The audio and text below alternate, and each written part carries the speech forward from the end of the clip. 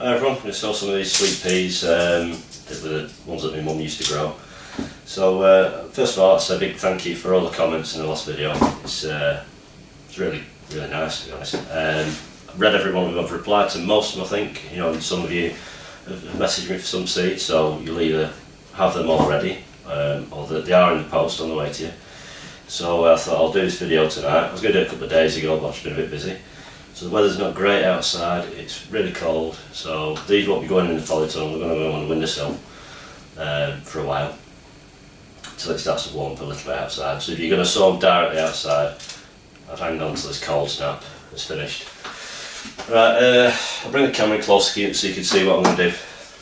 So basically these are pods that I took off the last year's sweet peas that grew in the garden, that my mum grew, and I just left them to dry out. I usually pick them when they're sort of going yellowy anyway, it means they're pretty mature then. And then I just leave them to dry out in this tray. Bit of newspaper in the bottom. Don't build up too thick, so if you're going to collect a lot of them, then you know, use a few trays, but you won't really need that many. If you're only growing a few for yourself, you won't really need that many, so there's absolutely loads in here. This is what's left after I've sent a load away. So it's basically you get your pod. It's a bit like doing peas really, because they are peas. Not edible though, and take them, throw the peas out. You get some different size ones, you know, but that's what they look like. Now I tend to soak them in water for a couple of hours. You can do it overnight if you want, but you know, a couple of hours is enough. So I'll pop them in that bowl because I've already had some soaking for a little bit, and I'll show you the compost I'm going to grow in. This year's seed compost is just using this stuff. It's the only bag of it I bought this year, so it'll have to do. I'm going to mix it with some vermiculite. It's got a little bit in it, but I want to put a little bit more in it because it is quite fine, and I don't want it sort of clogging up or, you know, getting really sodden down and then cracking, things like that. So I'm going to put a bit of vermiculite in it just to open it up. So I'm going to mix that now.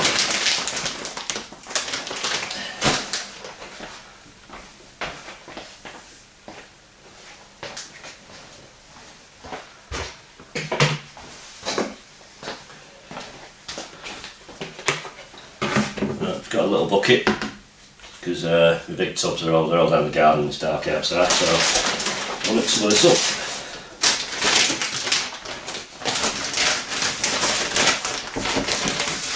I think most of my seed mixes will be this year. Nothing too spectacular.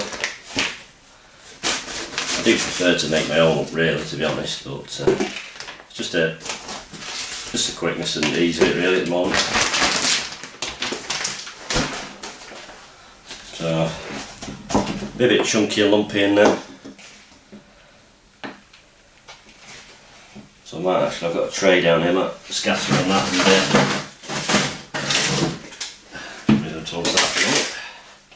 just try and crack it up a bit. It's obviously when it's been in a bag, it could be a bit lumpy. It's just, you don't want big hard chunks like that in it, so just open it up a bit. Even though it's supposed to be fine seed compost, which it is, but there is still the odd lump in it. But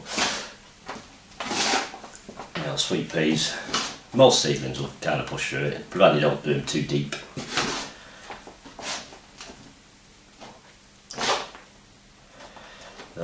And I've never really had any sort of, you know, definite mix. Just add a bit of vermiculite, and it's sort of your own personal choice. Really, some people put quite a lot on. You know, perlite's okay as well. I tend to, you know, I prefer to use perlite in larger plants rather than seedlings. Well, if you've got grit sand, you know, that'll probably, or just grit, you know, fine grit will open it up a little bit. Just let some drain. Also lets a little bit of air into the roots. Give that a bit of a rough mix up there. Okay, it doesn't have to be too spectacular. This compost has been indoors overnight, so it's not icy cold. It was actually frozen. Right, so let's see the drill. I'm sowing two trays. Well, I'm not going to video both of them. Just going to do both the same.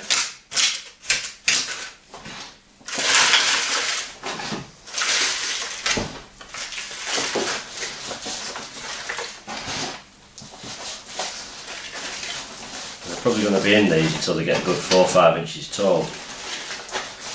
I don't like to plant them out too small.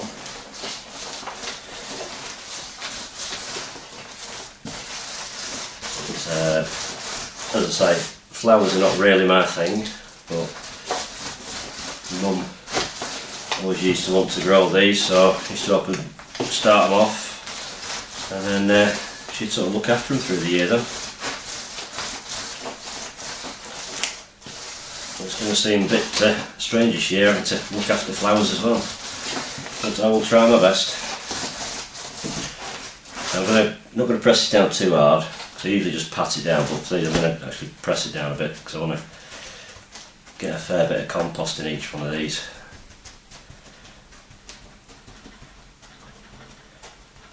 One, because it'll the roots will get fairly big on them, and two, I don't want it falling to pieces when I come to pull them out. Just top that tray.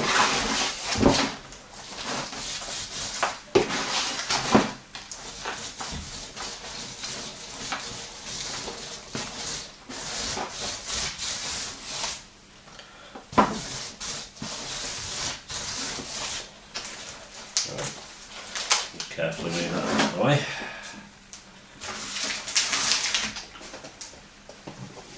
Another tray here to put underneath.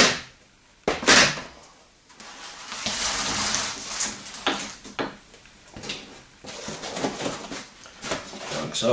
Right, we're getting there now.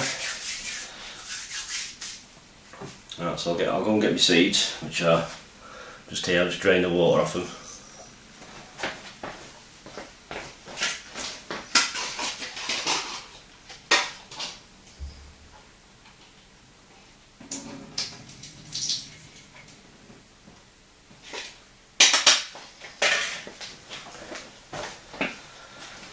So, for them of you out there who've already got some seeds coming off me, don't worry when you get the seeds if you've got little white things on them. That's just where they've been attached to the actual pod, so they're not split or sprouted or anything.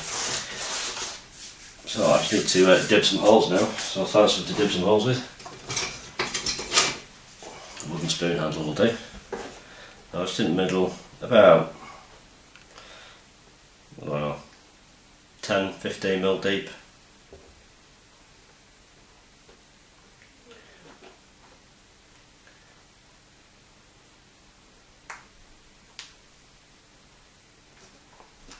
Through that.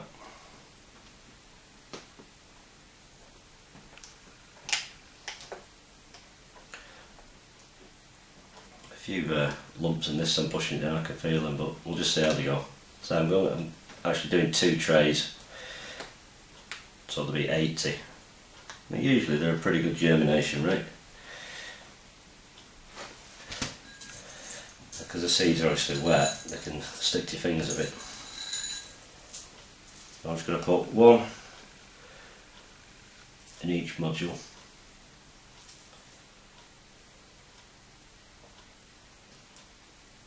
Don't matter if the second one drops in, doesn't matter. What I usually do is when these get planted out,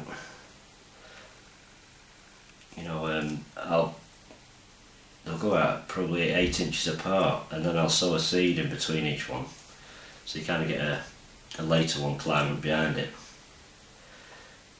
You know, because they will get, you know, 6-7 foot tall, these. So they need good support. You know, some sort of netting or trellis or something to climb up.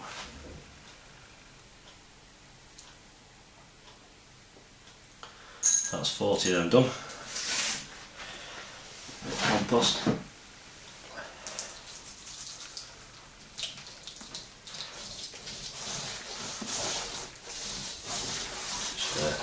Make sure the holes are all covered up. now just to make sure there's no air pockets in there. It's got good contact.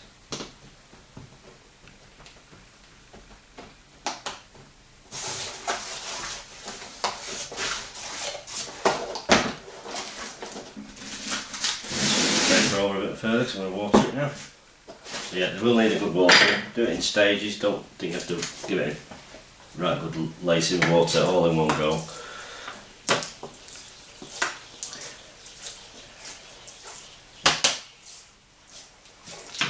Drain a few seconds.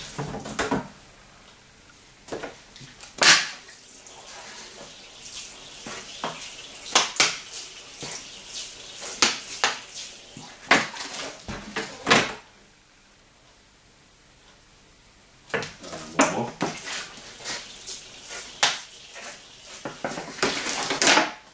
You know, it'll feel quite a bit heavier.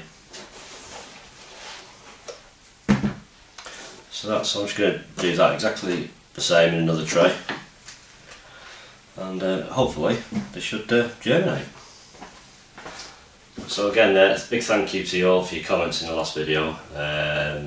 You know, now I'm back gardening again, and hopefully this season will be fairly problem free, but there's always certain things against you, so you just crack on and do what you can do. So there'll be a few more videos coming up. How I'm going to do them I don't know, because I've got a lot to sow, so I might actually do one long video where I'm pretty much sowing everything apart from frost tender stuff really. But I'll see how that goes. But it'll be within the next week probably anyway. So, so that's been Mum's sweet peas. So thank you for those who've asked for some seeds, and I hope they grow okay for you.